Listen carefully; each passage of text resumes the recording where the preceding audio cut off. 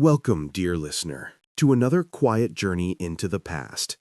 Tonight, we turn to a man whose voice carried the weight of war, fear, and human struggle, Thucydides. He was not a teller of myths, nor a dreamer of legends.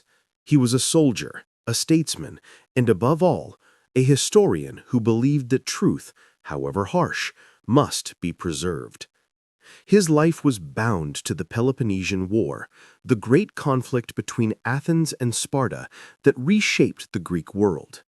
But what makes him unforgettable is not only the events he recorded, it is how he recorded them. Unlike his predecessor Herodotus, Thucydides refused to lean on stories or rumor. He offered instead a hard mirror of reality, one that still reflects the nature of power, politics, and human ambition today. Thucydides was born in Athens around 460 BCE during a time of great ambition and great tension. Athens was at the height of its glory, leading the Delian League and building monuments that touched the sky.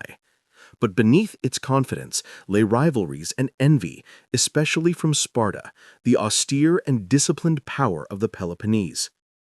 From his earliest years, Thucydides lived in a city that celebrated democracy and debate, yet stood perpetually at the edge of war. He was not just a thinker, he was a man of action, serving as a general during the conflict. This dual role gave him a rare perspective, both participant and observer. He saw not only the strategies of leaders, but also the suffering of ordinary people. And it was this balance of soldier's experience and historian's eye that made his work extraordinary. When the Peloponnesian War broke out in 431 BCE, Thucydides found himself drawn into the heart of the storm. Athens and Sparta were locked in a struggle that was more than military, that was ideological. Athens represented democracy, art, and commerce, while Sparta embodied tradition, discipline, and oligarchy. Thucydides, serving as a general, was tasked with defending his city and its ideals. But fate was harsh. After failing to save the city of Amphipolis, he was exiled from Athens. This exile, though bitter, became his opportunity. Cut off from his homeland, he traveled widely, gathering accounts from both sides of the war. In losing his place in Athens, he gained something far greater, the ability to see the conflict not as propaganda, but as history. It was during this exile that Thucydides began the work that would make him immortal, his history of the Peloponnesian War.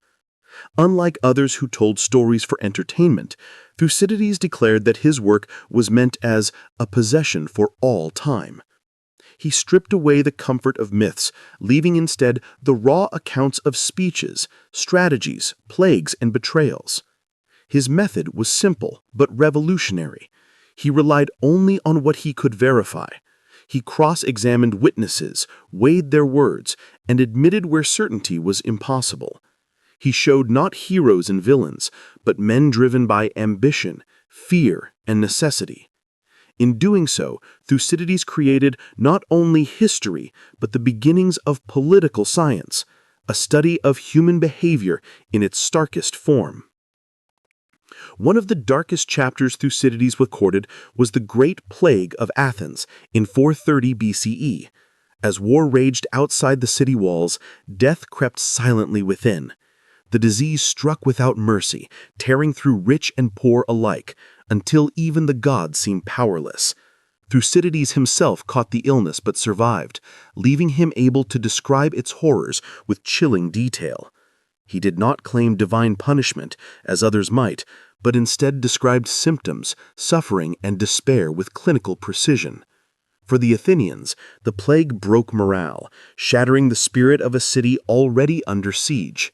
For readers today, his account is hauntingly familiar, a reminder that across centuries, human frailty remains unchanged. Through this passage, we see not only Athens in crisis, but Thucydides' unflinching gaze, his refusal to soften the truth even when it revealed unbearable pain. Thucydides' most profound contribution was his decision to ground history in cause and effect rather than divine intervention. Where Herodotus often turned to the gods to explain events, Thucydides insisted that war, politics, and human ambition were driven by necessity, fear, and power. He stripped away mythology to reveal a stark and unsettling truth. Human beings were predictable in their hunger for dominance. The Peloponnesian War was not just Athens versus Sparta. It was a demonstration of human nature at its most raw, with patterns that would repeat across centuries. To him, the plague that ravaged Athens was not punishment from the gods, but a natural event exacerbated by overcrowding and poor sanitation. This was revolutionary, history as a study of real, tangible forces rather than mystical explanations.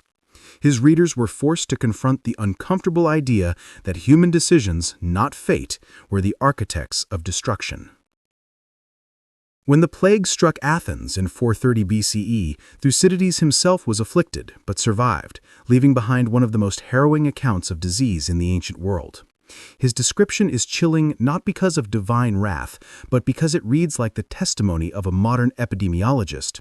He documented the fevers, the ulcers, the thirst, and the despair.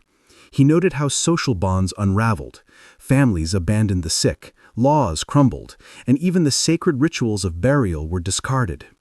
The plague to him was not just a physical illness, but a test of society's resilience in times of crisis.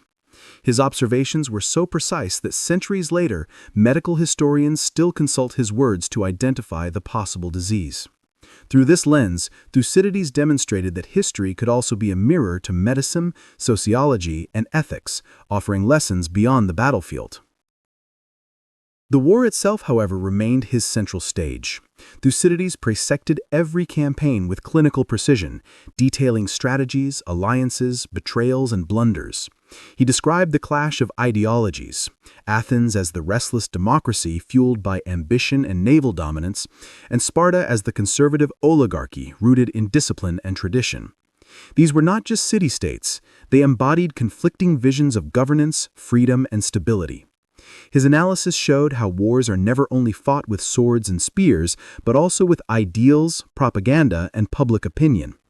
What makes his work timeless is that he recognized how rhetoric, persuasive words spoken in assemblies, could mobilize masses as effectively as armies.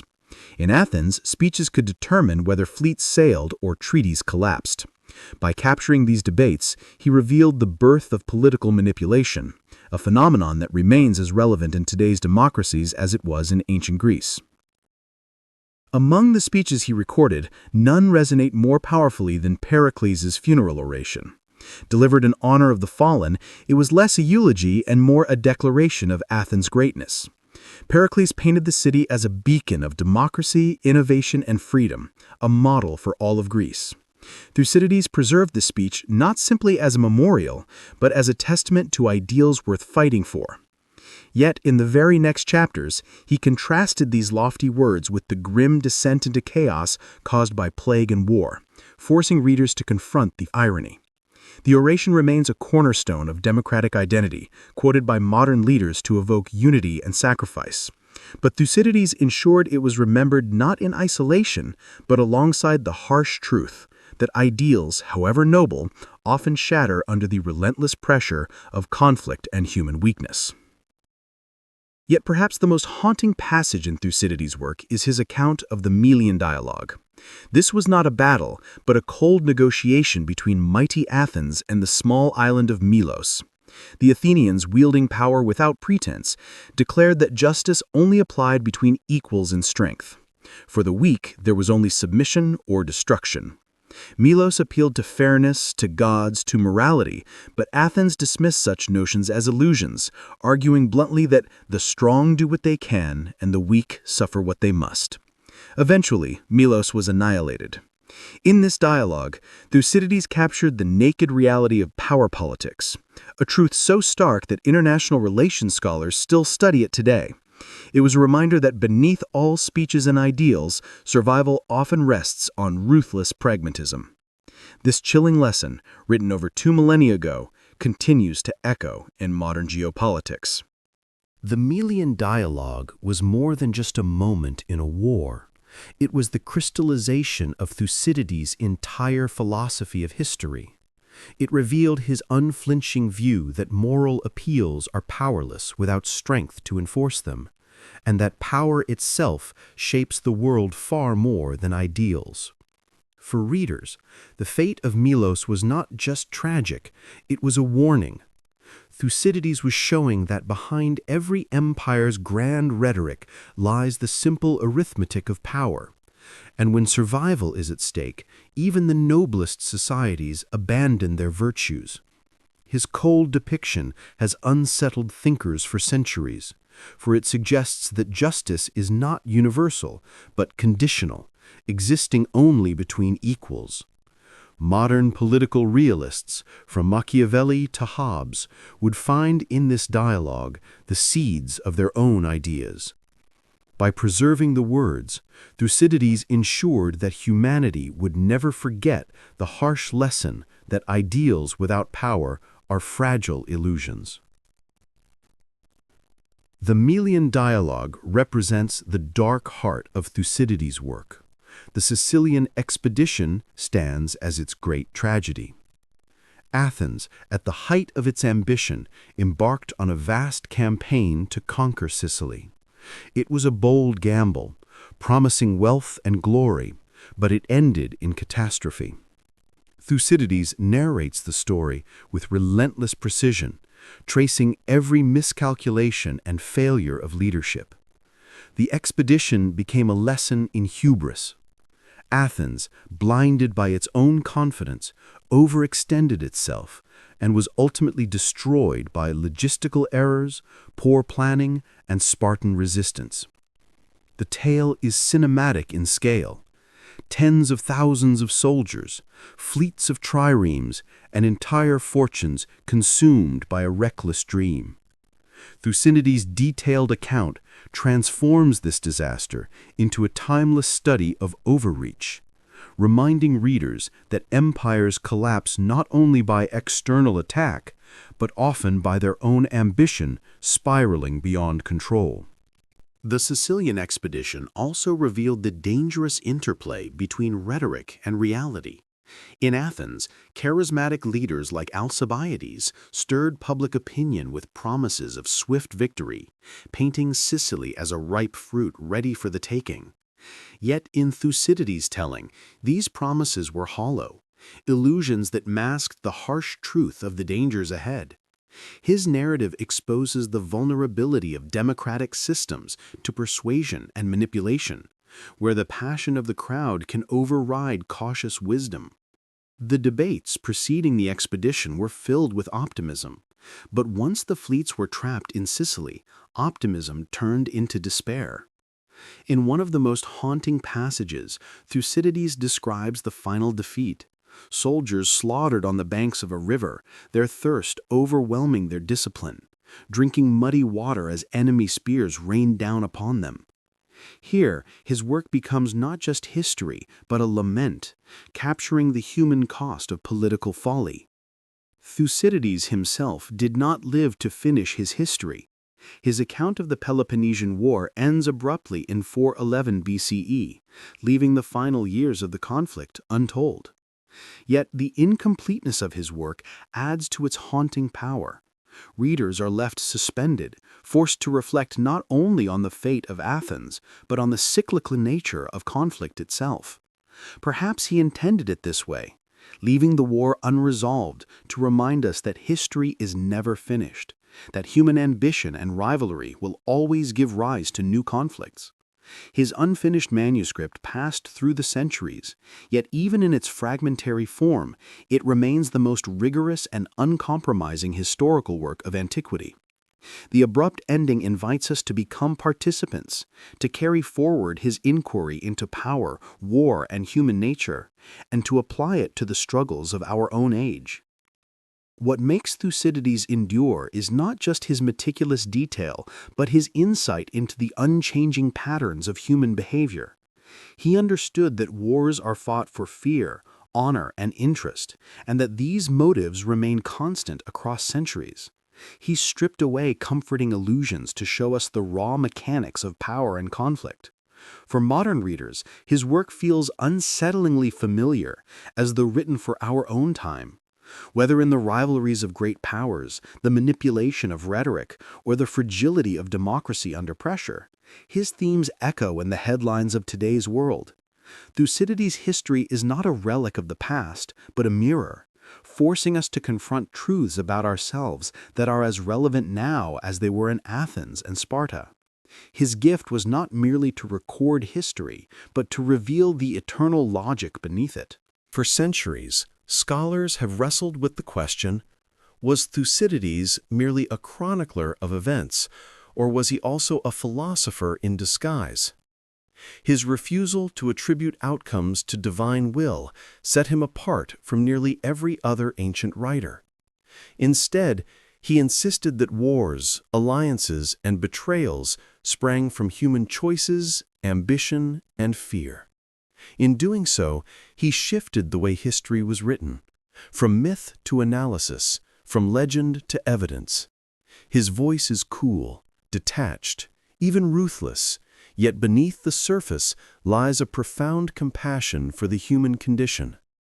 Thucydides did not ask us to admire heroes or gods, but to understand ourselves, stripped of illusions. This stark honesty makes him both unsettling and invaluable, a guide whose relevance has never faded across 2.5 millennia. In the modern age, Thucydides has become a touchstone for political theorists, generals, and statesmen alike. His concept of the Thucydides trap, the idea that rising powers and established powers are destined for conflict, has been invoked to describe tensions from the Cold War to today's rivalry between nations. Leaders still study his work not for inspiration, but for warning. Unlike most historical figures, Thucydides was not forgotten. Instead, he became required reading in military academies, diplomatic schools, and universities. His clear-eyed assessment of power relations transcends time, forcing decision-makers to confront the risks of arrogance and fear. In this way, he is not only a historian of the Peloponnesian War, but also a prophet of human conflict, whose shadow stretches from ancient Athens to our own uneasy world. Yet Thucydides was more than a prophet of doom. He was also a believer in the power of inquiry itself. He wrote not to entertain, nor to flatter, but to preserve knowledge so that future generations could learn. His words remind us that history is not just memory, it is a teacher. By confronting the harsh truths of war and politics, we are better equipped to avoid repeating them. His method, investigation, evidence, analysis, became the foundation of historical study as we know it today. Without Thucydides, history might have remained myth, bound to the whims of poets and priests. Instead, he gave us a discipline, a way of thinking, a lens through which to see the patterns of our world. His legacy is not just a book, but an intellectual revolution that endures every time we ask not just what happened, but why. But for all his analysis, Thucydides never forgot that behind every decision lay human lives. His descriptions of suffering, plague victims abandoned in the streets, soldiers trapped in rivers, cities reduced to ashes, are written with an intensity that no statistic can capture. His history is not a sterile account of dates and battles, but a meditation on human fragility. This balance, cold analysis combined with vivid humanity, explains why his work remains compelling even now. He teaches us that history is not just about kings and generals, but about ordinary men and women caught in the storms of fate.